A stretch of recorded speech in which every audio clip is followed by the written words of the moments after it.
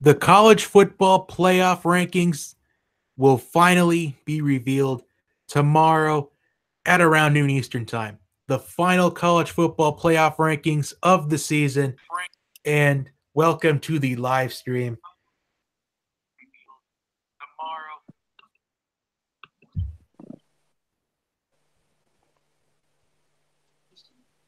For some reason, that doesn't sound right, but we're going to go along with it. So I'm having a couple guests tonight, kind of a guest panel. Sam McBuckets and Tyler Emhoff. How are you guys doing tonight? Doing good. Late, but doing good.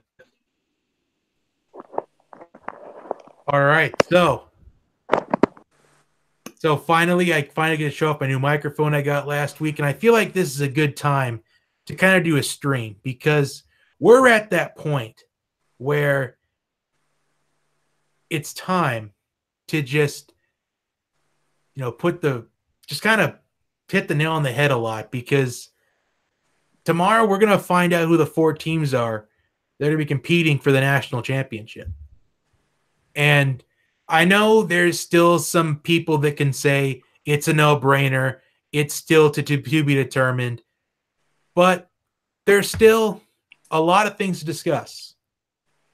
And what the main focus is who is number 4? Is it Oklahoma or is it Ohio State? And I decided to have kind of a panel tonight just to see who we think is number 4. So what do you guys think, like right off the bat? Like, what has stuck out to you so far between these two teams? So kind of what my idea is let's try to go over the pros and cons for each team, because you could argue and say that both these teams deserve it, but both teams have their flaws. And kind of what our objective is to figure out what those flaws are.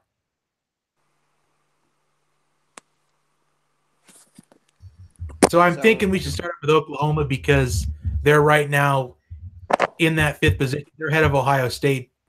So what do you guys think overall between Oklahoma? What's some of their pros that they have this season?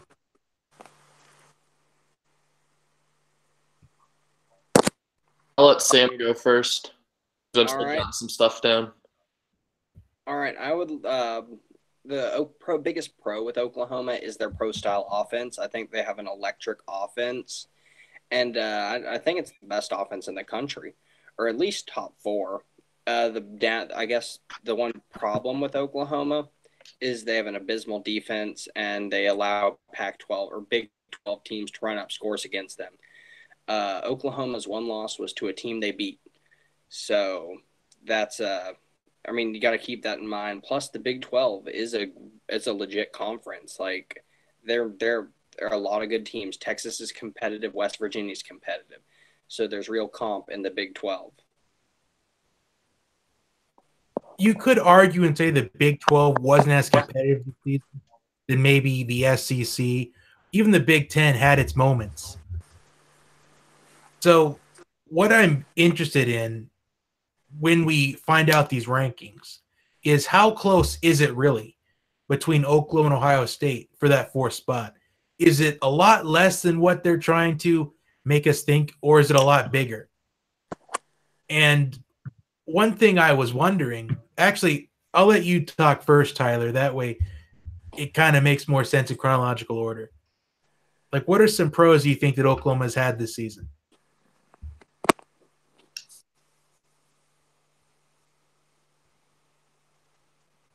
All right, sorry, my video's lagging a little bit. Yeah, that's fine because it happens kind of quite frequently, but that's okay. I feel like mine was lagging a bit kind of at the beginning, but I think I figured it out, but I'm not sure.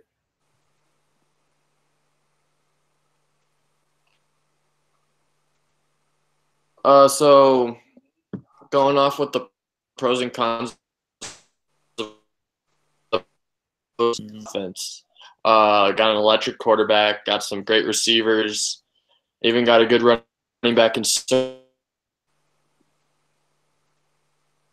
their only loss against Texas. But that defense, though,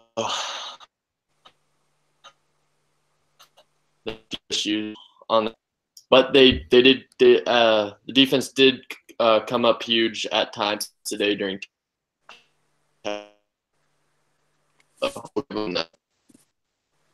Yes, and what really kind of sticks out to you between both of your answers is mainly was the pros was obviously the offense, Kyler Murray, and obviously like the con that has stuck out has been their defense, as we've seen that Oklahoma is statistically a bottom 5 defense in college football. But yes, their defense did step up today against Texas, and I knew that they had to step up to win the game, which I said that in my predictions video that Oklahoma's defense is going to rise to the occasion this game.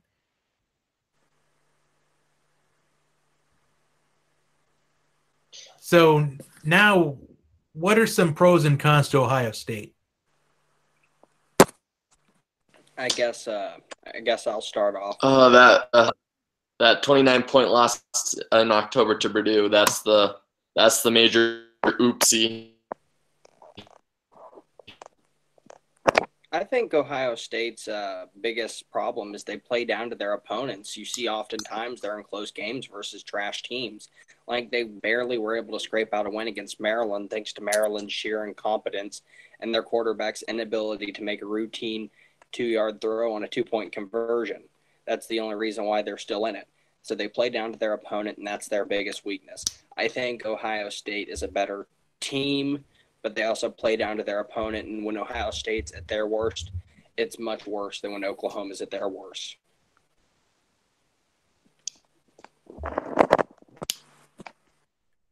See, what I've examined from both of your answers is that there was more cons to Ohio State than there was to Oklahoma.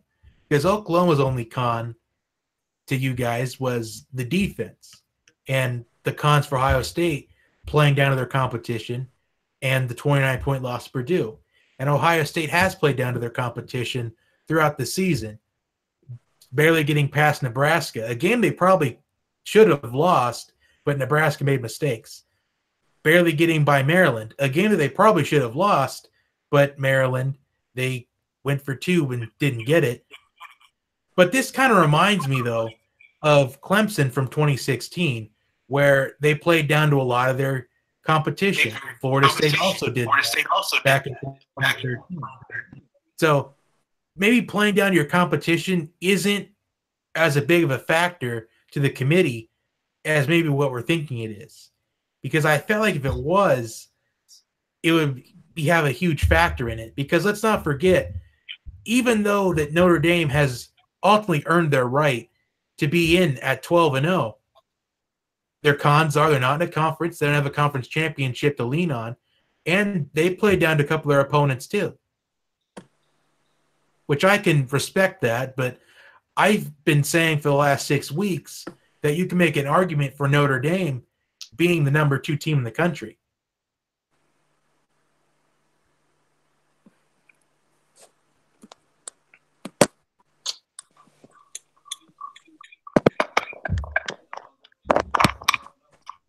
Because up until last week, Notre Dame had the best win out of anybody in college football, and that was a win against Michigan in week 1.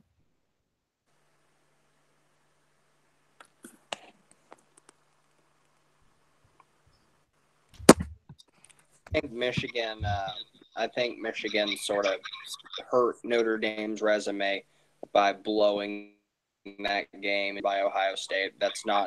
It's an impressive win still, but it doesn't look as good now.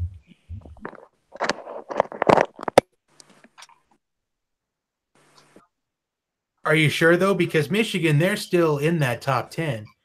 It's not like Michigan just ultimately fell out of the top 25 just for getting blown up by Ohio State. I mean, but you got to respect that Ohio State is peaking right now. They've had their 2 best games of the season back-to-back. But if you want to look at consistency, you could say that Oklahoma was the number 14, or they should be, if you want to look at consistency. But if you want to look at who you think is going to play better against Alabama, maybe you could argue and say Ohio State because they've got momentum right now. They've picked up their 2 best wins of the season back-to-back against Michigan and tonight against Northwestern.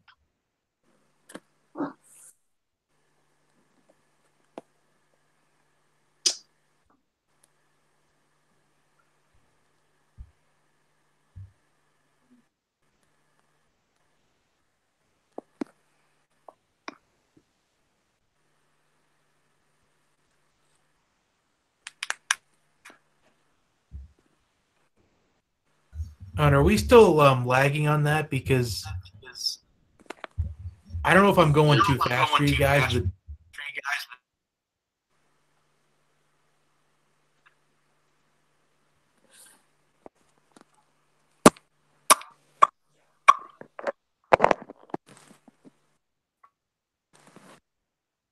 so we've kind of talked about the pros and cons, but what do you think is being talked about in that committee room right now? Because as we speak, the committee members are all in that boardroom meeting right now. I'm willing to wager that they're probably talking about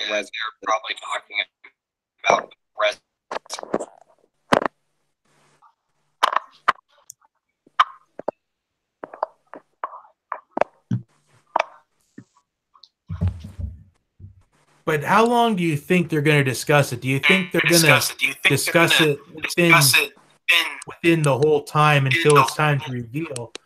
Or do you think they're going to wait until maybe, or do you think they've decided already within the first 10 minutes?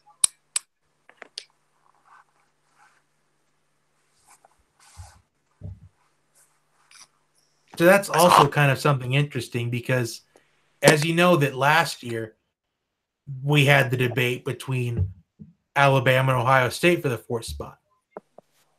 So that could also factor into what happens this year. Mm-hmm. Because let's just say that Alabama would have lost to Georgia today. Do you feel like Alabama still would have gotten in? Yes. But why do you say that, though? Because their SEC and their resume would top Ohio State's and Oklahoma's. What about you, Tyler? I know you might be lagging there, but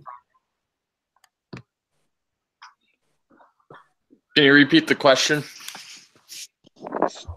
Oh, we were kind of, because I know you had to step out for a minute to kind of refresh your page, because I feel like, I don't know if I'm going too fast or if it's just the computer, but do you still feel like Alabama would have still gotten in if they would have lost to Georgia today? Yeah, it's cutting out when you're trying to ask. Just I don't know how we want to make this easier. I don't know. Maybe turn down the volume or something a little bit, because I feel like there's a thing on the. Let me try turning your volume down maybe to see if it's.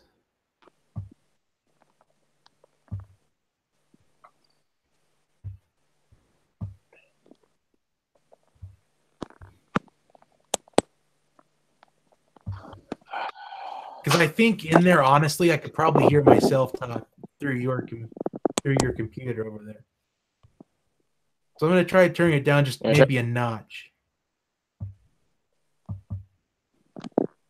Try it now. All right, I turned it back to normal, so we'll see. But kind of what we were saying, though, I felt like at first, if Alabama would have lost today, they would have gotten in. But at this point, though, I'm not really sure, because I know last year they didn't have a conference championship to lean on. But the other team in question, though, they had 2 losses. And Sam, I believe you said something in one of my videos last year that you think there's 2 things the committee doesn't want to do, and that's put in a 2-loss team or to put in a non-conference champion or even put in a group of 5 team. So they had to kind of pick which one to go with and just live with it. I think there's also one more thing the committee doesn't want to do, and that's leave Alabama out.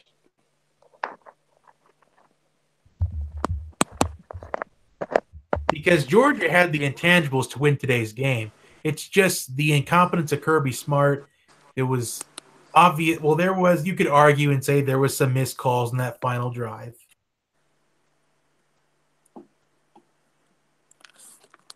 Also, from not being a winner, he's just a game manager.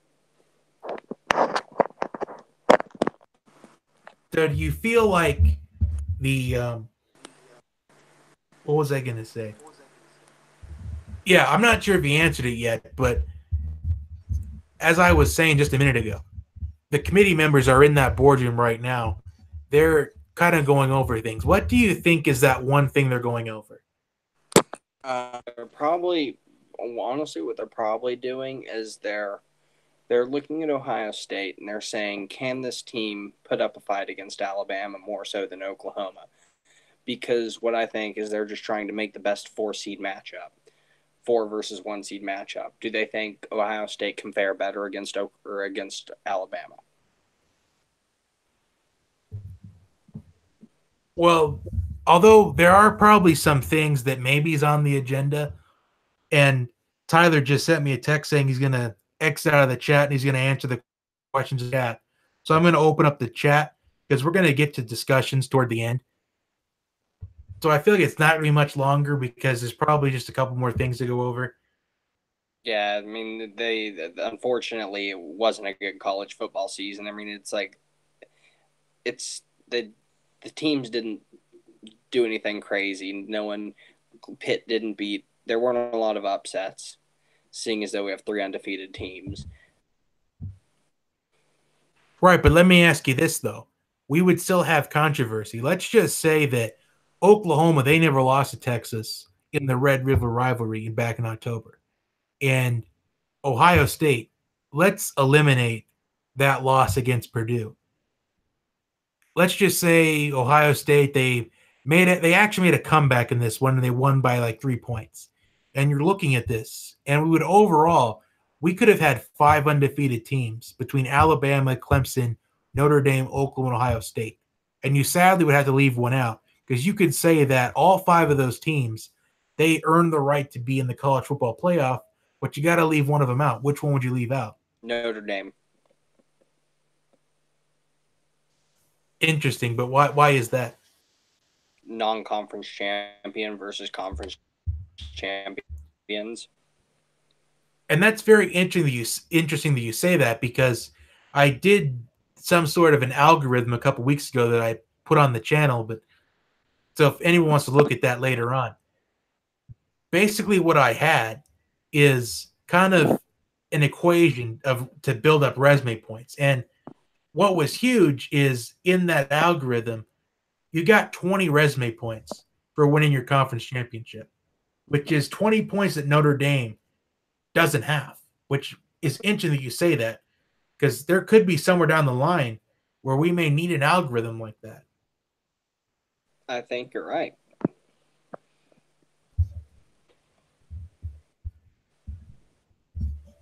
So kind of overall, do you feel like the committee is going to discuss this whole thing throughout the time that it's time to reveal who the 4 teams are? Or do you think they decided already within the first 10 to 15 minutes? I think they will have decided within the first hour. So it took a little bit longer than 50 minutes. But why do you think it only took an hour? Do you feel like you're going to get all 13 of them to agree? I think you're going to get one of them represents Oklahoma and one of them represents Ohio State, so they don't get a say. I think you're going to get at least 8 of the eligible 11 to agree. I think it's going to be a vast majority, but I don't know about unanimous. Because that's also something to keep an eye out on, is especially last year where we had all the controversy between Alabama and Ohio State. And I know I've mentioned a couple times in the stream. However, this is kind of important because how is the committee deciding? Do they all have to do it like an actual jury in real life and they all have to agree unanimously? Or is it just going to be majority rules and we're going to live with it? Because if you remember, this is this is the 5th year that we've done this process. And there was controversy on it right away with TCU going from 3 to 6 in the final week. And then here's the interesting thing about the first week is TCU went from 3 to 6 because the Big 12 didn't have a conference champion. If you remember, they wound up like tying for their conference champion with Baylor because they didn't have an actual championship game, which cost them.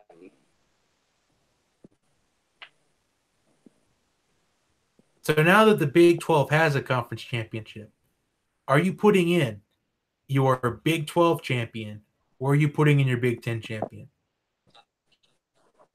I think the Big 12 is a better conference. Because now you got to leave one out. I'm rolling with Oklahoma because I think Kyler Murray's a superstar. I think you got to give the Heisman guys a nod, give them a chance to compete in the playoffs. I mean, that offense is just so electric that at least it'll make a good show.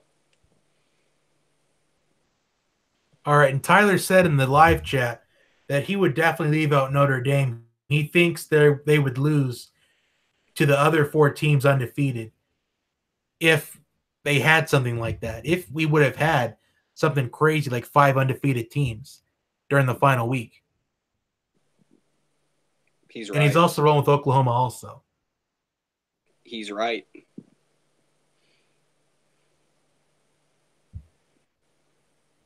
Well, it's finally time for kind of what everyone's kind of waiting for.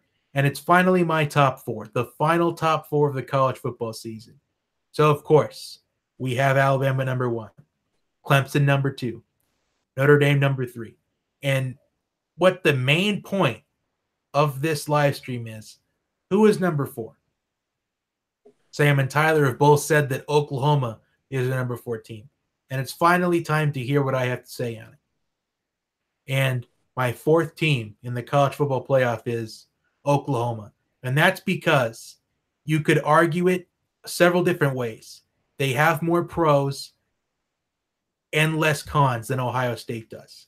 You could say that Oklahoma, they avenged their 1 loss to Texas in the Big 12 championship game, which I think that may actually, it could come down to that difference, is Texas got to avenge their loss against Texas. So will the committee see that as that loss to Texas in early October as null and void? It's a good point. And like you covered earlier in the stream, is Ohio State played down to their competition. They played down to even TCU. They played down to Maryland. They've played down to Nebraska. They got blown out by Purdue on the road in primetime. They had to come back in the second half against Penn State. Mm-hmm. They've played down to their competition at least in half the games this season, if not anything more than that. And even tonight, they had a big lead against Northwestern, but they allowed Northwestern to get it back to within 3 points. Mm-hmm. Yeah, I agree. And you also got to look at it this way: is the committee basing it off of who they think has the best chance of beating Alabama? You could argue and say that Ohio State's peaking at the right time. You could argue and say that Oklahoma's offense to keep up with Alabama. You could say that Ohio State's defense is better than Oklahoma's. But overall, I see it as Oklahoma is more deserving. Their 1 loss is cleaner than Ohio State's. And unfortunately, a loss to an unranked team is going to cost Ohio State again.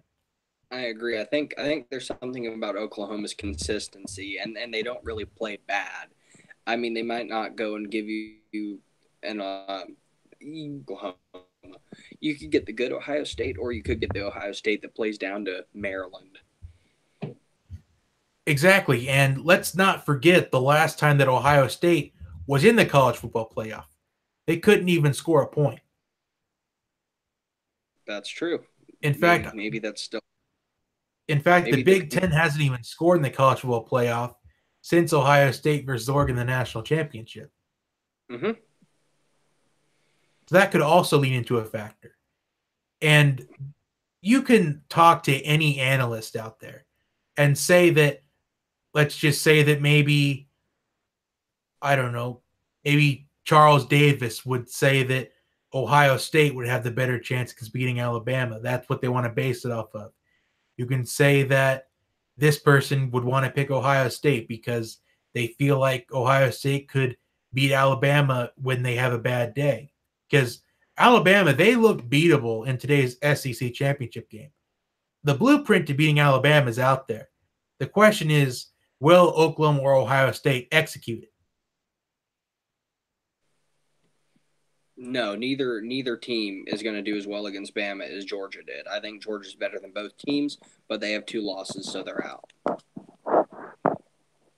Because I know, like me, throughout the week, but with the whole debate thing, is I thought it doesn't matter because Alabama's just going to beat the crap out of whoever they play by at least 28. But the blueprint to beating Alabama is out there. Let's not underestimate Oklahoma's offense. We know they can score points. We know Ohio State, if we see the good Ohio State, they could possibly be that same Ohio State that beat Alabama in the semifinal the first year of the process. Let's not also forget that was the exact same year that Ohio State made a jump from 6 to 4. That's true. I just we also got to keep in mind that Georgia's defense is above both Ohio State's defense and Michigan's, or not Michigan, and our obvious Oklahoma's defense, and we still gave up 35 to Alabama. I'll be honest with you. Alabama didn't win this SEC championship. Georgia just lost it. That's true. And I will be honest. I think if that game went into overtime, I think Georgia may have come out on top with that one. I agree. Things didn't go our way. Didn't get any calls the second half. The refs just decided that holding was allowed in football during the SEC championship. Like, everyone was holding, and that wasn't called once. Like, it was bad. Yeah, and I know I've been saying all season long, doesn't matter. Alabama's going to win the national championship. Doesn't matter. Alabama's going to win the national championship.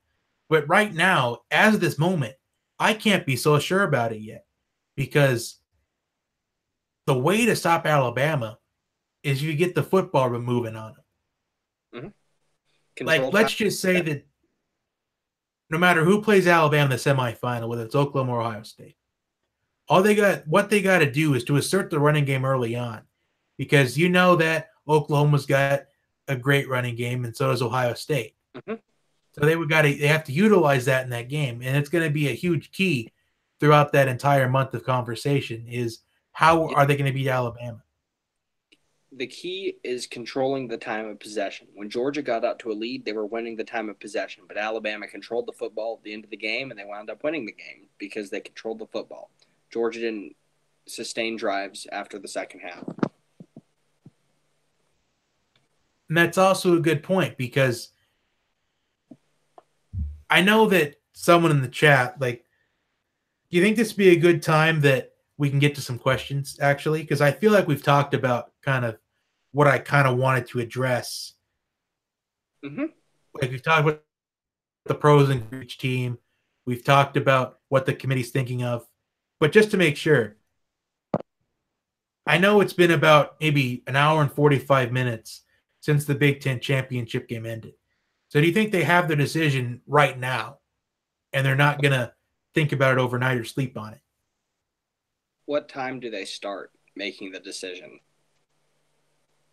The show actually airs at noon Eastern time. So they've got about maybe 11 and a half hours to think about it. They'll have had their decision made by 2 in the morning. So basically, in about the next half hour, if they haven't decided already. Mm-hmm. But the thing that really is interesting is I know that a bunch of people would say they would love to be a part of that room right now, because the Oklahoma athletic director and the Ohio State athletic director are both on the committee. And per rules is they're not allowed to be in there during the discussion. So like you said, there's only going to be 11. Do you think all 11 are going to agree? Or do you think it's going to be a vote like maybe 8-3 or 7-4 for one team, and they're going to live with it and face the consequences? It'll be something like 8-3 or 9-2 for a team. Because either way, they're going to face consequences. And I don't know if this is going to open up the discussions to expanding it. With what I talked about with Global Sports Commentator, once we began this whole process, is I think we're under this current format until at least 2023. That would suck. But I am going to kind of advertise my podcast that I'm going to start. Well, I'm planning on doing kind of podcasting now, like once the football season's over with. I'm not sure if I'm going to put the podcast on YouTube and just put an image on the screen. But I just feel like podcasting is more beneficial to me at this point. And I know that some people don't want me to leave YouTube and stuff like that. I wouldn't really consider it leaving. I would say kind of moving on to something different. Because it's not just me. I think a lot of sports YouTubers have moved on to stuff like Twitch, and they've moved on to like Periscope. Kind of because YouTube has just been kind of like, what would you say? Like, how do I say this in a positive manner? Dry. Like they've been, yeah. Like I just feel like I've already hit the peak as far as a YouTube channel is concerned, and no matter what happens at the end of the season, whether I decide to stay or go, I'm actually proud of what I've accomplished on it. I mean, I've reached 1,000 subscribers, and every small YouTuber has, like, that's the ultimate goal, is to reach 1,000. Mm-hmm. Congratulations, man. Yeah, I hope you as well decide. I appreciate that. I hope you actually decide to do podcasts as well, because I think you've got the drive and you got the endurance to kind of talk for about 45 minutes to an hour. Gosh, I hope so. So I feel like that's all we had to discuss in this one. So I'm going to get to some questions. Let me just get back to the chat.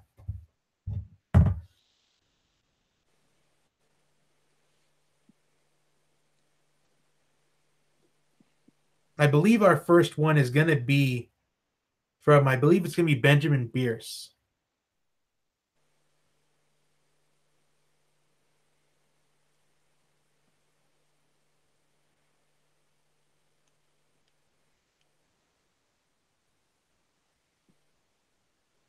It's actually from CE Sports Show, which, by the way, subscribe to him as well.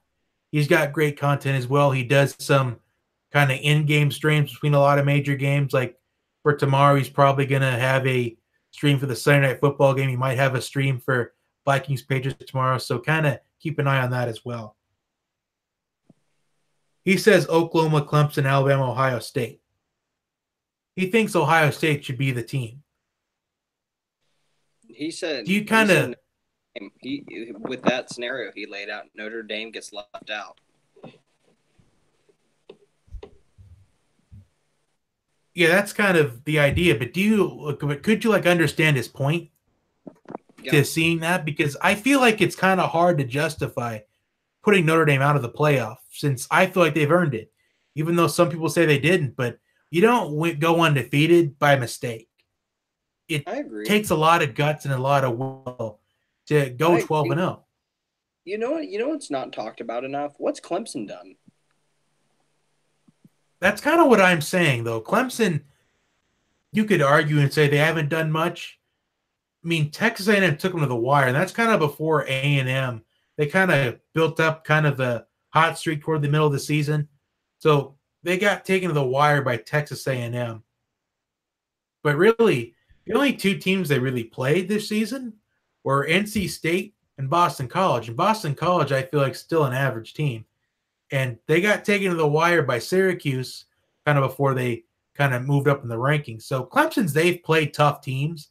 It's just been what those tough teams are and what they mounted to after it, which I know you can say Notre Dame had that as well.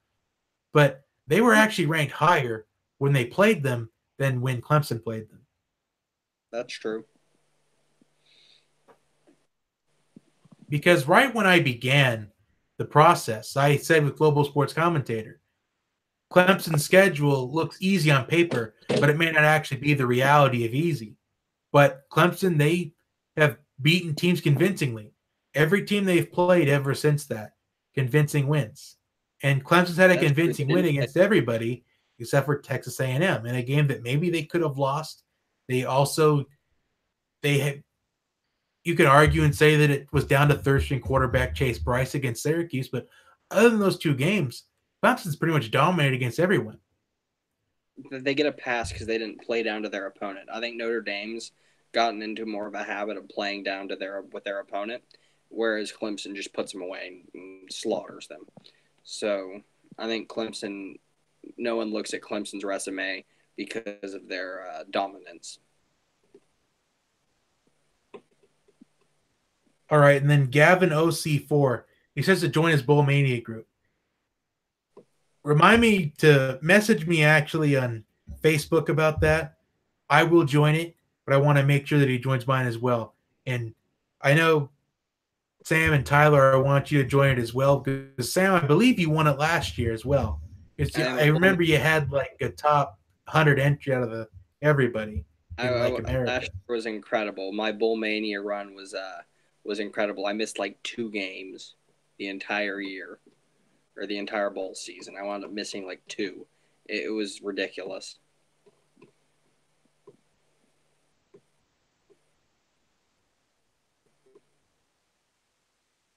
You're right. And then we've got Gavin again. He makes an interesting point. First off, he says Alabama, Clemson, Notre Dame, Oklahoma, kind of what we have, if not exactly like it. And then he says the championship game between Alabama and Clemson is going to be a good one, and Alabama wins a close one, which I can see that happening, but I don't want to look too forward into it because you just never know. Maybe with a month of preparation, maybe you might find the stops to beating Alabama or Clemson. I'm going to give you guys the bold prediction of the day. Oklahoma puts up a better fight against Alabama than the winner of Notre Dame Clemson does. Right, and I can agree with that because Oklahoma, if you tell them that you have to score 45 points against Alabama, they're just going to do it willingly because Oklahoma's used to doing that. While Ohio State necessarily isn't. Although they did move the football very well against Michigan in the rivalry game, they moved the ball at will in that second half against the nation's top defense statistically.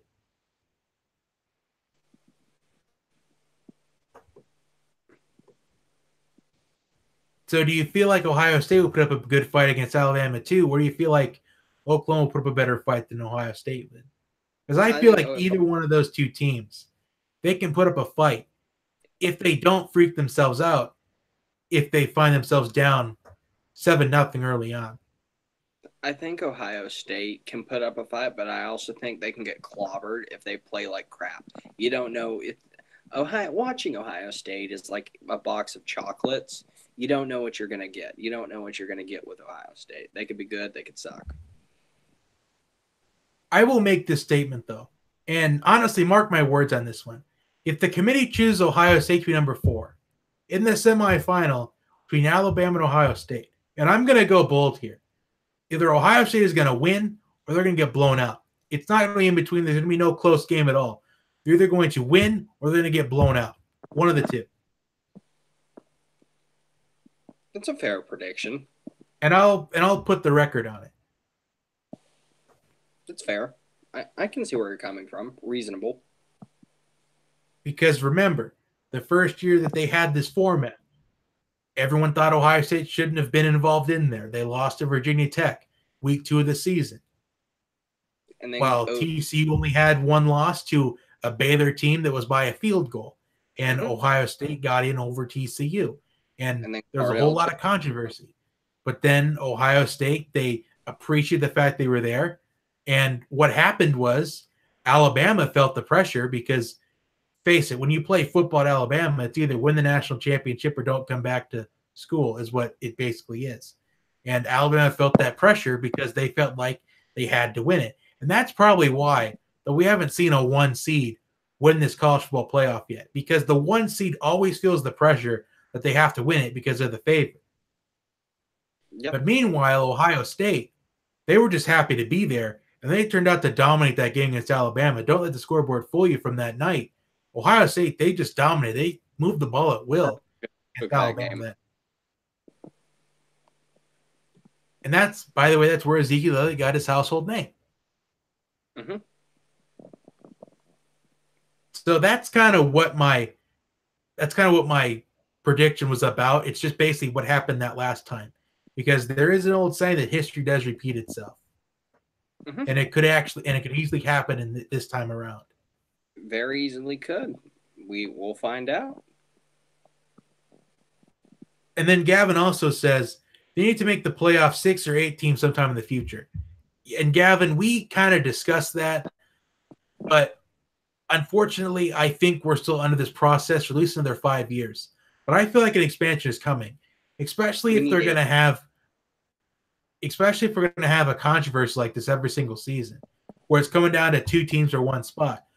But maybe a con for that is not necessarily we're going to get people happy, because it feels like either way, people are going to be unhappy about it, because in NCAA basketball, you have 68 teams selected, and there's always going to be teams that are left out. Why not this team?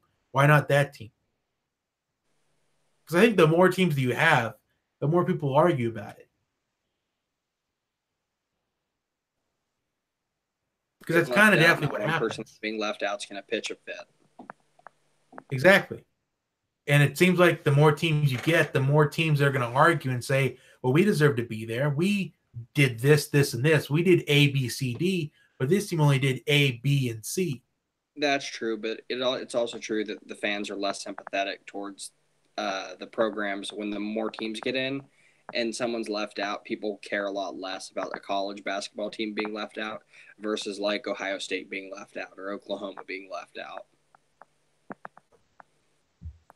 But kind of the one flaw to this is when you're getting 6 to 8 teams, when you kind of look this year, you kind of see a 3-loss team kind of hanging around in that 8 to 11 range of, are they going to put in a 3-loss team? Because once you get into that 8 to the 6 to 8, you're looking at 2-loss teams. You may occasionally find a 3-loss team in there. And that's kind of the one flaw to that is, do you feel like a 3-loss team would even deserve a chance to play for the national championship? Yes. Okay, so kind of what you're saying is for this is if we had 8 teams, we had the 5 Power 5 champions, and you had the highest group of 5 automatic bid, and then 2 at-larges. You're saying that you would be willing to give a 3-loss Washington team a chance to win the national championship? Well, if they win their conference, then yes. If they don't win their conference, then no. Right, but the Pac-12 was kind of weak this season if you think about it. Make them the number 8 seed and have them play Alabama, so it's essentially a bye for the 1 seed. I see where you're coming from, and I'm going to discuss that a lot, kind of maybe in the future, whether it's here or on podcasting, but that's kind of a good point as well. And that way you get all the Pac-12 people to just shut up. And I feel like that'd be an interesting one as well, but there's always pros and cons to that, just like there is to everything, just like there is to any debate. Like, you get the 5 Power 5 champs, the group of 5 champ automatically, as conference champions are locked in. But it's once you get to those 2 at-large teams, you can see 4 of them fighting for those 2 spots every single year under that format. There's always going to be debate. And debates everywhere. It's just a part of life.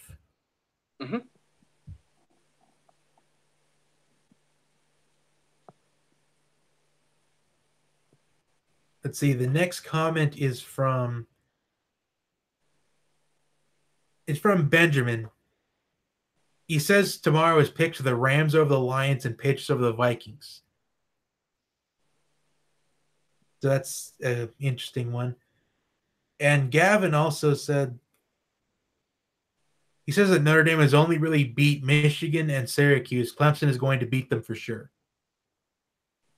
That's true. I favor Clemson.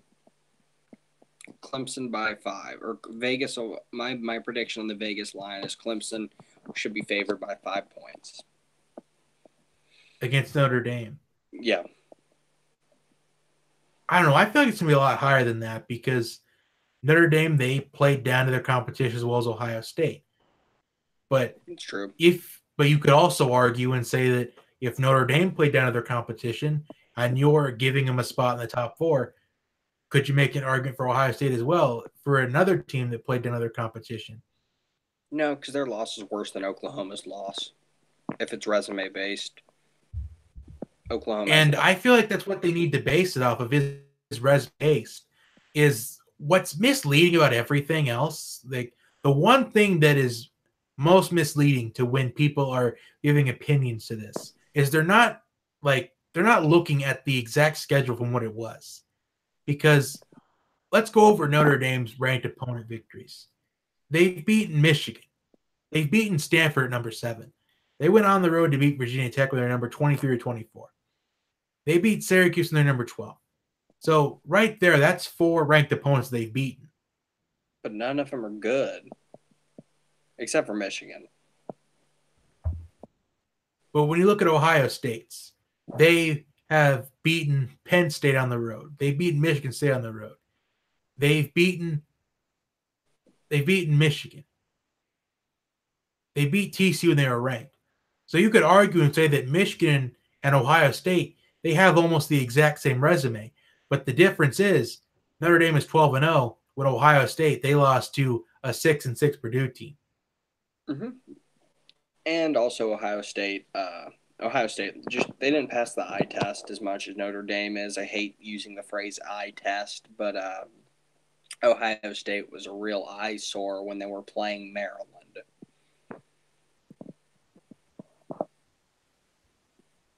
Right, and you can also say that when you say they have the same resume, but at least Notre Dame, they're able to close out the games. Ohio State, some of them it just took to the very last minute to win the games. That's like true. Pitt. Pittsburgh's not necessarily a bad team. I mean, they won their division, the ACC, so they're not that bad of a team. Well, they were a solid team in a bad conference because Florida State was a dumpster fire this year. Virginia Tech was horrible. NC State, they underachieved. Mm-hmm. I feel like West Virginia would have beaten up NC State if that game would have happened. Mm-hmm. The ACC had a down year.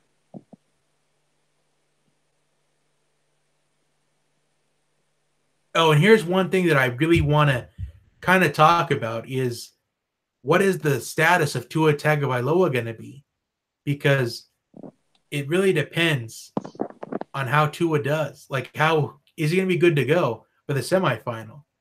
They didn't need him because he's kind of dealt with that ankle injury a little bit, the ankle and knee for almost the entire final third of the regular season and today, obviously. Jalen Hurts showed that he can handle the pressure. That dude's, hey, he's good. I think I'm sold Jalen Hurts. And Hurts actually was the reason that Alabama got there. Tua just finished it off. This year, Tua got them there, but Jalen's going to finish it off, is what it's looking like. Yep.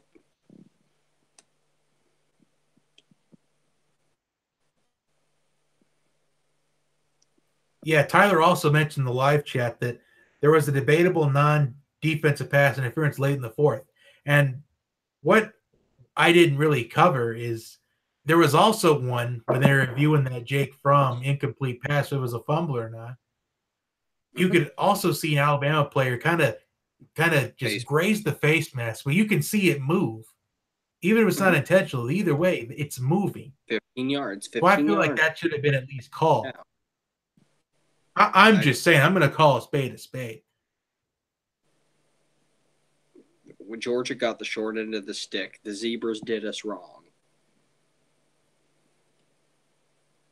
And Brent Wright says that they don't want Ohio State in there, period. him referring to the College Football Playoff Committee. Yeah. But what could be the reason for that? Do they A loss to Purdue and playing down to opponents. Plus, looks like the majority of college football fans view Oklahoma as the bigger threat. But kind of like what I just said, though. Ohio State stuck in the playoff once, and they pulled off the ups against Alabama and won the national championship 9 days later.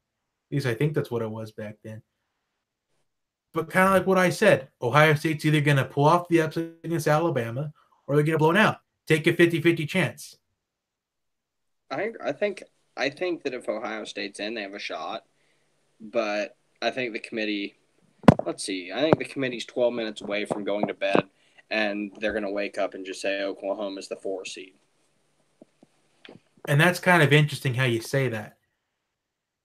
Because I think anybody, like I would pay like maybe $1,000 just to kind of see what they're talking about. I know it's probably going to be a waste, but just to be kind of that close to the action is worth every dollar of that. They should televise it live, like how the politicians have C-SPAN. They should have like C-SPAN for this, where they all like sit in a room and debate, and it's televised, live streamed for everyone. C-SPAN. I don't think I've seen C-SPAN in like, I don't know, maybe 8 years. I only watch C-SPAN. I don't watch football. I sit on my couch with popcorn and watch C-SPAN. But yet you're still talking better than me about this stuff, which is really ironic because this is supposed to be Johnny Talk Sports, but I don't know. It seems like you know a lot more about it than I do. Maybe it's because you played football back in your school days and I did not. So that could be something as well. I did. I was a good offensive lineman, so I pay attention to the trenches, which is why I think Alabama and Georgia are both two of the best teams in the country. That's where they dominate, is on the line. All right, and you could also say that maybe they don't want Ohio State in there because of what happened last time and what's happened to the Big Ten. Ever since Ohio State, they won the national championship.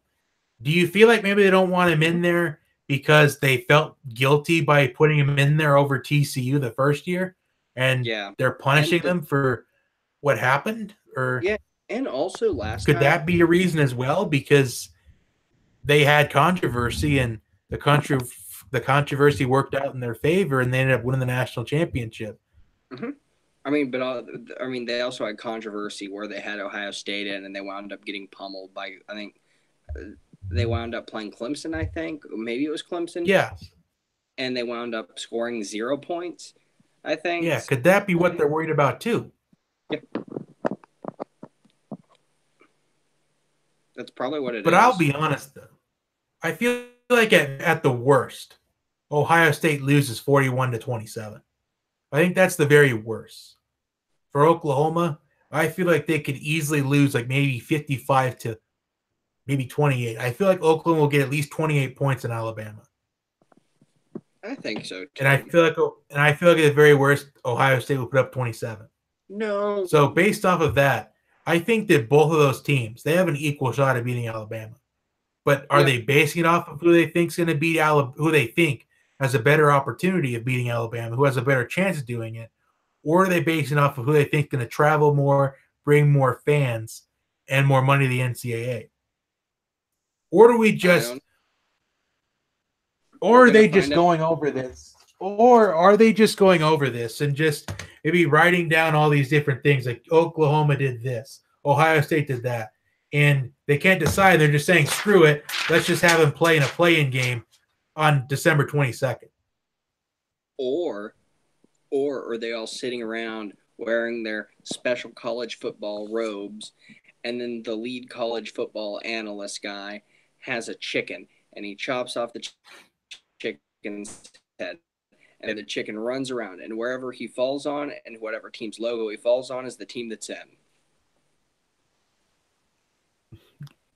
like I said, this is probably why it's not televised. That could be the reason that could be how it's being decided. And it's yeah. Although Chick-fil-A, I believe Chick-fil-A is sponsoring one of the playoff games. That could be why. The Peach Bowl. That's gonna be why it's a chicken out of all things. Mm-hmm. They're all sitting there. Yeah, that's right. Because it alternates every year, right? It's two different ones. Sucking on Dr. Pepper. So yeah, that's also one to look out for. But kind of like what I was saying, I feel like both teams will put up at least 27 points on Alabama. But the question is, which team is actually going to be able to finish the job more? What team is most likely to finish the job, or what team could pull through in the end, just kind of make a championship play to pull off the upset? Because it may take just one play to beat Alabama. I don't know. I liked what I saw from Oklahoma today, because their defense was able to get that safety, and that was a true dagger before the dagger. But also, though, stopping Texas is a lot different than stopping Alabama. That's true. But their defense has to make a stand at some point, and they did today. Their defense showed that at least, they're alive. They're trying. But you could say Ohio State's doing that too, because their defense stepped up to the occasion against Michigan and stepped up to the occasion against Northwestern tonight. You could say that both teams stepped up, which is why I'm going for it. Just say screw it. Just have both teams playing a play-in game on December 22nd. It's not going to be that hard. You're going to get extra money for it. I'm sure you can find you can find a stadium to host that game. It's not that hard. It's just going to take an announcement. That's what they should do. That's what they should do, but they're not going to. We're going to find out what they do tomorrow, and we're either going to be like, we're going to be like, yeah. I don't think they could go wrong either way. I don't think it's going to create a lot of outrage. I just feel like it's whatever. Like, they're going to pick, and I'll only criticize them if they get it wrong. But you can hear an analyst say, oh, they're not going to leave the Big Ten out 2 years in a row. But let's not remember, they left the Big 12 out in the first year. Yes, you can say that they weren't a conference champion. They didn't have a conference championship. The Pac-12's been but left. Still, TCU's only loss was to Baylor by 3 points, while Ohio State's only loss was by double digits that year. This will be 2 years without the Pac-12. Because either way, no matter what you decide, you're going to have controversy. It's just going to be which one you're more willing to live with. Mm-hmm.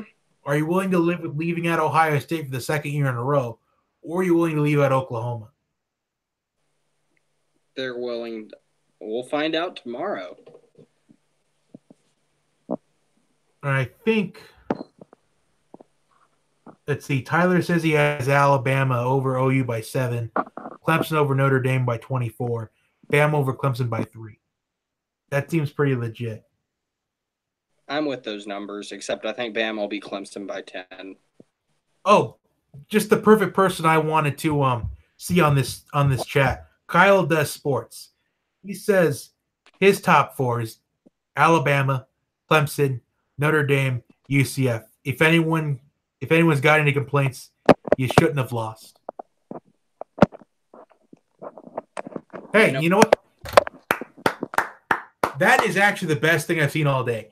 Is the way it should work is if you're undefeated, you should maybe get in that top 4. Because for some reason, I feel like this main reason for this 14 playoff was to give teams a shot like that, because Boise State was number 3 multiple times in the BCS process and got left out of it. We need an 8-team playoff to include non-Power 5 schools. Right, and I know maybe some people are going to say, I feel like no matter which fan base is going to get left out, they might say something like, oh, we should go back to the BCS standings then, just extend it out a little bit. But it doesn't matter. You would have controversy no matter what, because back in the BCS, you were leaving your fate in the hands of computers. This time, you're actually leaving it into 13 human beings. they're gonna. I mean, yeah. Put UCF in. Final thoughts. Just put UCF in. Let them get dragged through the mud by Bama, and then everyone who wants a non-Power 5 school in, they're just done. They have no leg to stand on because UCF will get murked. I don't think it matters. I feel like no matter who gets in, UCF's going to declare themselves national champions again.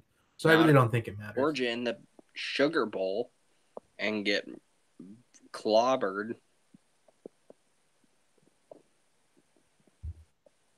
Yeah, but the thing I really want to talk to Kyle Des Sports about is I was reading somewhere that Kelly Bryant, the former Clemson quarterback, he is going to decide where he wants to play for his final season.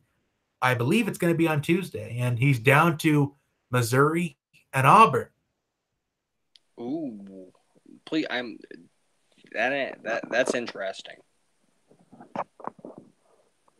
I feel like it's interesting too, but I feel like that's just meant for another day. But I only wanted to mention it because Kyle was in the chat, and he's a huge Missouri fan. He's a fan of all Missouri sports. He's a fan of the St. Louis Cardinals. He's a fan of Missouri athletics. So I just wanted to mention that for Kyle.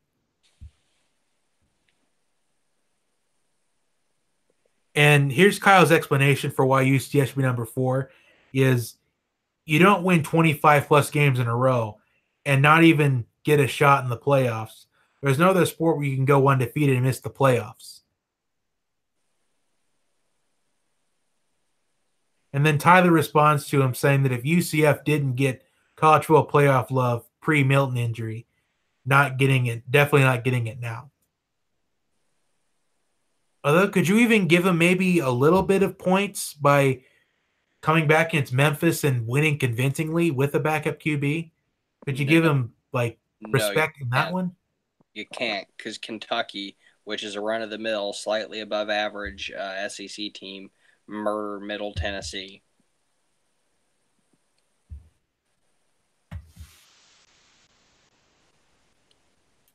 But this is Memphis we're talking about, not Middle Tennessee, though. Oh, my bad. I'm just saying it's not a good conference. You take the teams that are giving UCF a test in their conference, throw them against a mediocre SEC team, and those teams are getting clobbered. UCF plays a real team, and they're going to get clobbered. So throw them in there and watch them get drilled by Alabama. It'll throw away a semifinal game that Alabama is probably going to win, and it'll just silence the Power 5, non-Power 5 people.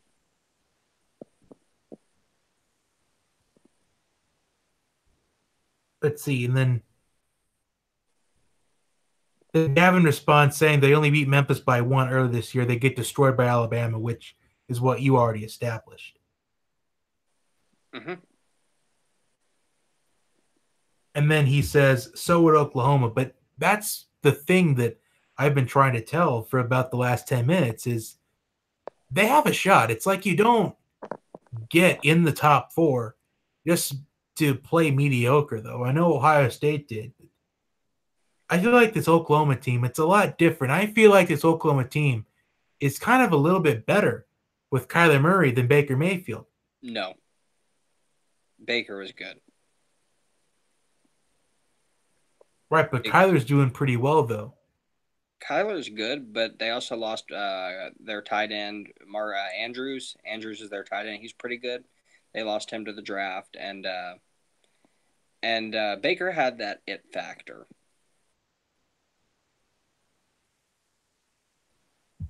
Right, but Oklahoma, they lost Marquise Brown in the second half of the game. They had to play the entire half of the third quarter and the fourth quarter without him. And also, Rodney Anderson had a season-ending injury earlier in the season.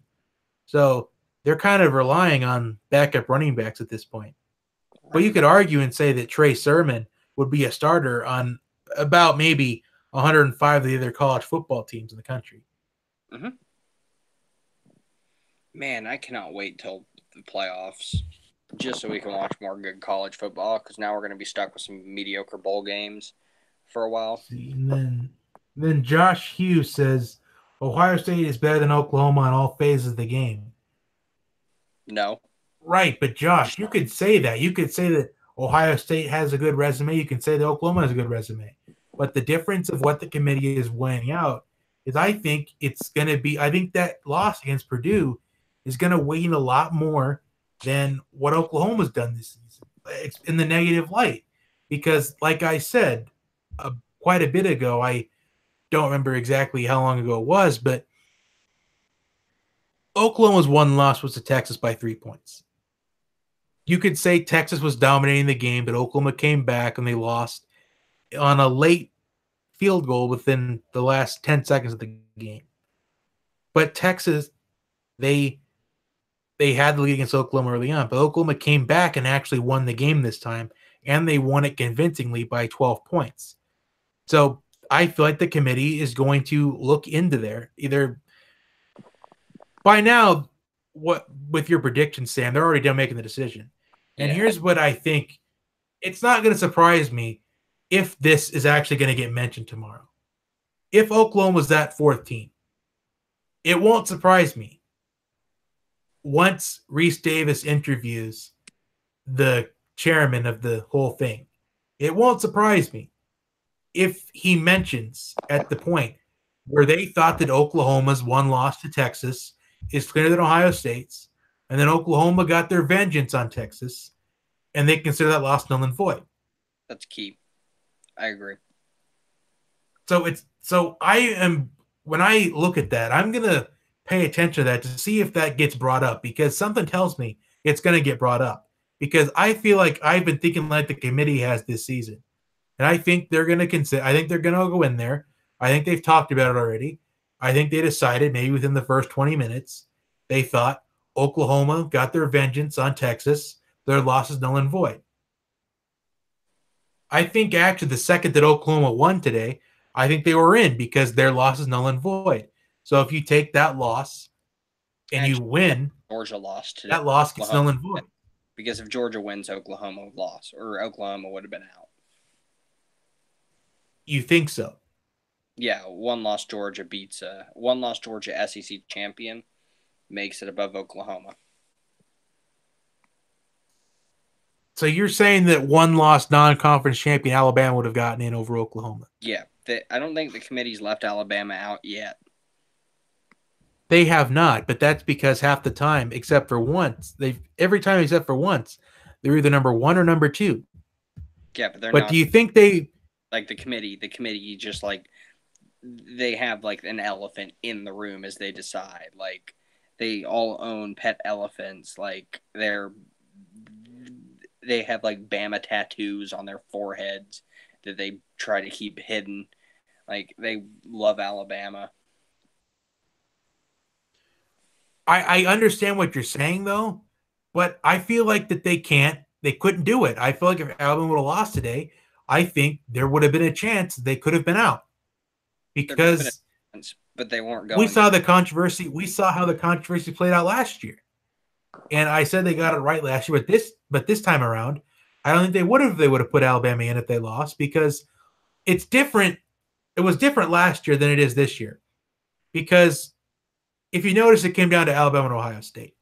The other team in question, they had a conference championship to lean on. But that team in question also had 2 losses. And I don't think the committee wants to put in a 2-loss team either. I agree. My thing is I'm Alabama. Until I see Alabama not getting in, I'm going to believe the committee does everything in their power to make sure Alabama's in. And you know what? That is also something that I want to see addressed. I don't really know how we're going to get it out there, but somebody's got to tweet whoever the chairman is. I don't know who it is. I don't know if it's still Kirby Hocutt or not. Whoever it is, they got to tweet at him and say, if Alabama would have lost to Georgia, would you have put him in over Oklahoma? Because that is something that I really want to know. Mm-hmm. Because I first thought that they would have gotten in, but I don't think so anymore. Because if you would have looked at it, Alabama and Oklahoma, both of them would have had 1 loss. Oklahoma had the conference championship to lean on, and Alabama doesn't at that point. And let's not forget that Oklahoma, they got their vengeance on Texas, so that loss is null and void. So considering it's null and void, Oklahoma's undefeated and Alabama's not. But Alabama's Alabama. The committee doesn't have integrity. They're going to throw Alabama in and laugh as they get money from Dr. Pepper. Right, but do you really think they want to face that controversy again? Like, do you think they're even worried about their bluff being called out? Because their bluff would have been called out at that point. No, because I mean they've had their bluff called a few times now, and that doesn't stop them from making questionable choices. The committee's low integrity. All right, so Kyle says Ohio State shouldn't have gotten crushed by Purdue. Let's see. Andrew Messer says to go with the best 4 teams and add Georgia at 4, Ohio State and Oklahoma can play for the 5 and 6 seed game. So basically what he's saying is, like, if they had like kind of the consolation prize for it, just fight over it.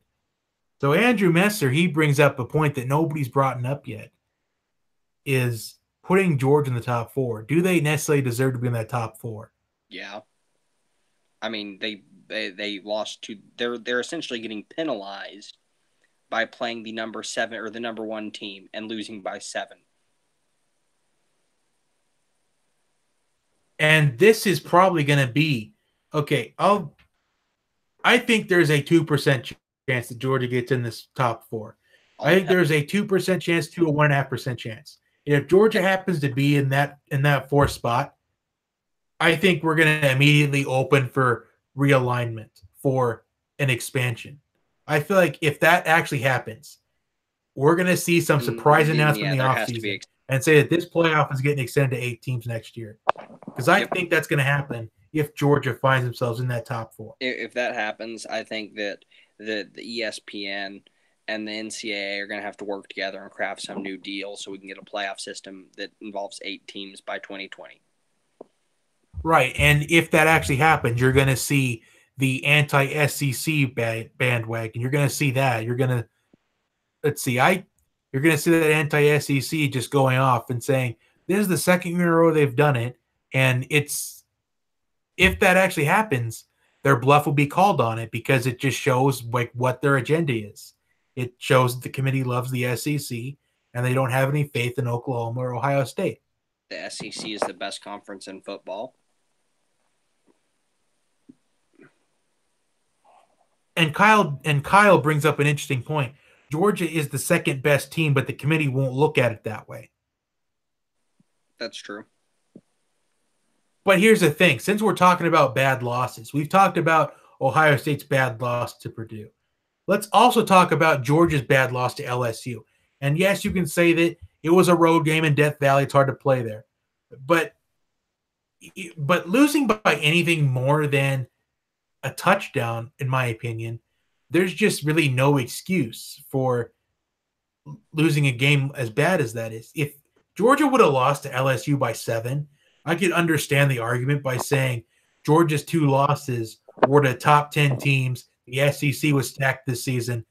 After the loss to LSU, Georgia, they got 3 ranked opponent victories all in a row back to back to back. I can understand the argument if Georgia would have lost by 7. But since they lost by 20 to LSU, I feel like they shouldn't be in the discussion. I think it was the perfect storm. As a Georgia fan, I admit my bias. I am a propagandist for Georgia, so it's my duty to make them look better. That was tough. That was a tough game. What we had there was Fromm playing like garbage, and it was a road game. Everything just didn't go our way. Like, that was the perfect storm of just bad football by Georgia. And it was a road game at Death Valley against LSU out of all Western SEC teams that we could have drawn. Of course, we get LSU instead of, like, Arkansas this season. Right, but the same thing happened to them last year against Auburn on the road. They were number 1. They were looking to build resume points, and they get blown out by Auburn. But we beat Auburn back in the SEC championship. So since we beat Auburn, And then at that point, that loss was null and void. So kind of like that, they got their vengeance, and it was null and void. Which I was really interested in is what would have happened if Georgia would have lost to Auburn in the SEC title game by even closer. Could they have used the Georgia lost 2 games to Auburn, but it was to the same Auburn team? Do they count that as one loss? that's true. That is something I actually want to know. I honestly wish that Oklahoma, Ohio State, and Georgia all would have lost today. I really wanted to see the clown show that would have taken place for that entire hour. That would have been incredible. Because I really wish that all 3 of those teams would have lost today. If all 3 of those teams would have lost today, this would have been the best show ever. We'd probably have like thousands of people in here trying to get their opinion on here. But we had to deal with what we're given. We've had a decent showing tonight. We've had so many people comment stuff in the live chat, which I appreciate. And Kyle also says that 4 teams didn't lose a game.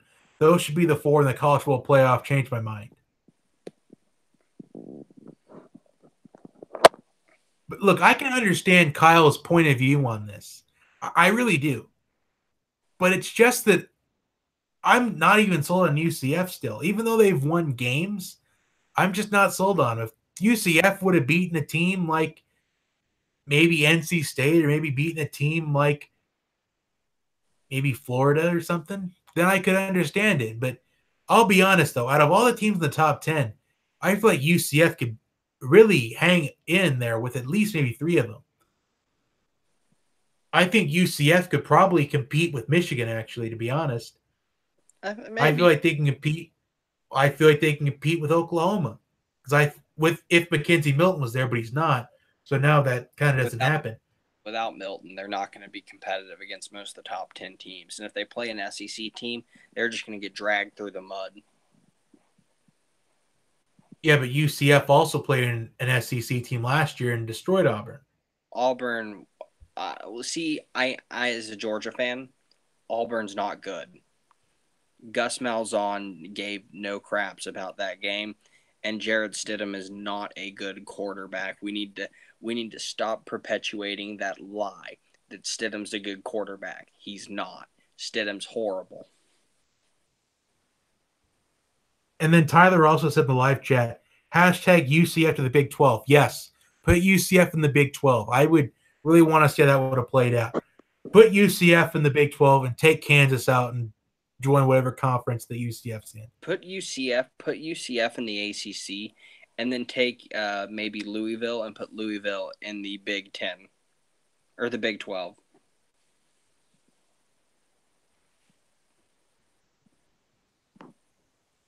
Let's see. Andrew Messer says he's a Clemson fan and lives in that Clemson area. He says News is Arkansas is also on the final list. And then Kyle also says Missouri is a top 10 team with Kelly Bryant. I guarantee that he'll go to Auburn, though, with a sad face. Both teams will get clobbered by Georgia next year. Let's see. Kyle also said that. Oh, hang on.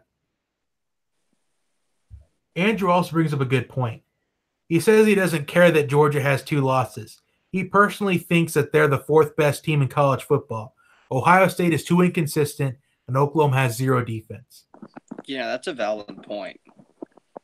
But I'm going to say or does the committee care about getting the 4 best teams, or do they care about resume? Or do they care about what he thinks is going to bring ratings and what people would want? But here's the thing, though. I'm going to say it again, and I'm going to feel like a broken record in about the next 2 minutes. I'm probably going to say this a bunch throughout maybe to the end of time, is Georgia's loss to LSU is what cost them. If Georgia would have only lost by maybe a touchdown or even a field goal, I would say go ahead and put Georgia in. But since they lost by 20, no. That's a fair point. I think Georgia, they shot themselves in the foot there. They didn't come to play. I didn't watch the full game because I was working, and I got back and I saw the score, and I'm like, wow, that's tough. So I didn't see the beginning, but from what I watched, Fromm was not on his game. Like Fromm wasn't even managing the game. He was just he. It's almost like he didn't show up, and they put Bryce Ramsey in. And then Kyle says, no matter what the committee does, people aren't going to be happy. Just expand the playoffs already. And I feel like maybe this would ignite maybe a point of maybe considering it, maybe having maybe 6 teams have 3 versus 6 play each other in a playing game, and 4 and 5 play each other. Do it like the NFL playoffs. I've been asking for that for maybe the last year and a half. So I think 6 is enough in this point. If it needs to go to 8, then just go to 8. That's fair. Andrew also thinks it needs to go to 8. It makes more things simple and gives more teams a shot. But the question is, if you do 8, are you giving too many a shot? No. You're just not giving the 1 and 2 team a bye. It would still be the same number of rounds. There'd still be 3 rounds. It just mean the 1 and 2 seeds wouldn't get a bye. And then Tyler also said, this is the ESPN playoff predictor. It says Alabama 100%, Clemson 99%, Notre Dame 98%, Ohio State 71%, Oklahoma 26%, and Georgia 5%. So could these computers be telling us or whatever it's called? Is it trying to tell us something? Probably. Because now that we look at this, now that we have learned that the computers are giving Ohio State a 71% chance compared to Oklahoma's 26%. Do you think that they're going off the recency bias instead of what's happened the whole season? No, I'm sticking to my guns. I'm with Oklahoma. Because it seems like maybe there's a couple of different things that maybe does the committee do like what's your flavor of the year or kind of like that? Because it seems like their agenda might be different year in and year out. Because last year it was a debate between a non-conference 1-loss team and a 2-loss conference champion. And it seems like the committee didn't want to do either one of them. And the first year it seemed like way huge value into the ranking process.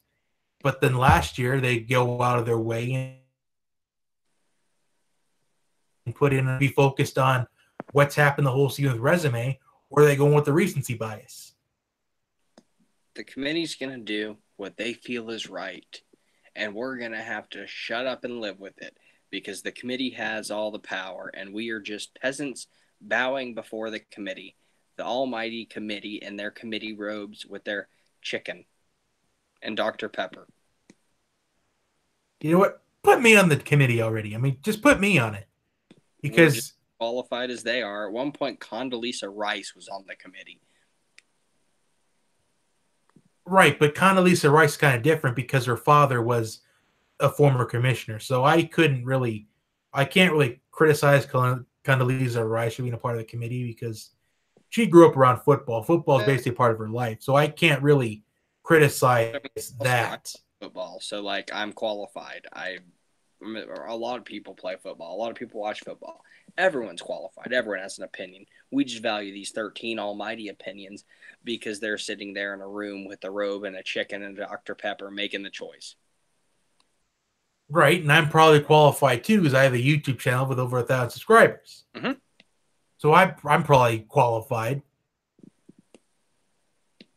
But unfortunately, it just seems like the only way you can be a part of it is to be an athletic director somewhere in the FBS. Yep. Or a former head coach, one of the two. Mm-hmm. That's the only way you get an opinion that matters. I'm not really bothered by having to send constant tweets to people. I'm okay with just blowing up people's notifications. In fact, I honestly want to make it a goal in life to get blocked on Twitter by the College Football Playoff Committee Twitter page. Please make that a goal. Do it. Do it. Do it. Do it. And I'm talking like all of my accounts. I'm talking about the YouTube account that I use, the YouTube Twitter. I'm talking about my personal account. I'm talking about my fantasy football account. I'm talking about all of them. Get them all blocked. That would be something. And honestly, if it shows that you're gonna let someone just kind of allow like because if they block you, you win. It just proves the point. Mm-hmm. So yeah, that playoff predictor thing that really took this whole thing to a loop. But you're so sick with your guns, right? Yeah. I'm sticking to what I have of my guns because I feel like my guns aren't as strong as yours because I've played devil's advocate for both teams because I've done that for most of the evening so far. Is I've played devil's advocate, and I'm probably gonna continue to play devil's advocate. Okay, you know what? It should be Oklahoma, but I'm not going to look past the committee doing something like throwing Ohio State in because Ohio State's a bigger market team and they can generate more revenue. So Right, and Urban Meyer. oh Because yeah, if you think about this, friction at Ohio State, do they want to see like because this could be Urban Meyer's last year of coaching yeah, that's true. because he's had the brain cyst, he's had this, that, he's had the controversy, the scandal, he's got a cyst in his brain. And could they want to give Urban Meyer a chance to finish his career in the college football playoff? If they have Would that be something as well? So that's also something to look into. The committee has no integrity, so I wouldn't look past them. They'd probably do it. Jamal Dawson has joined the chat. He says Georgia would be in everybody lost today for sure. It would be the best loss. So what he's saying is that Georgia has the best loss of anybody at this point. True. They lost to the number one team. They're getting penalized for it. And this is probably going to ignite possibly an expansion. And I honestly encourage you to tweet out all the committee members if you can find them. I'm sure you can use Google to find out who the 13 people are. And I honestly encourage everybody to just go out and tweet their opinions. If you get blocked, it means you win. So basically the game for the weekend is get yourself blocked by playoff committee members. Yep, 1 point for every committee member, and you get 5 points if the committee had beat you, or the committee chair blocks you. Oh yeah, and also try to get blocked by Danny Kanell because he always complains no matter what. Because Danny Kanell, he's just been like on this whole anti-SEC thing for like the last year and a half. So try to get blocked by him as well.